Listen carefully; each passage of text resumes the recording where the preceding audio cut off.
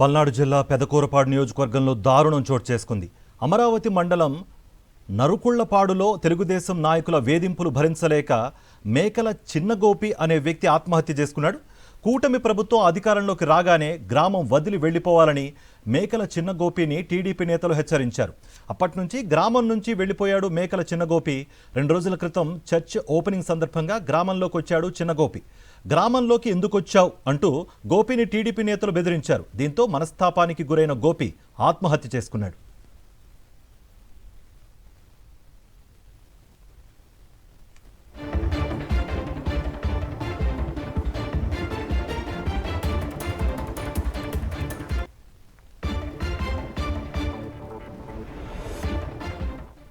పల్నాడు జిల్లా పెదకూరపాడు నియోజకవర్గంలో దారుణం చోటు చేసుకుంది.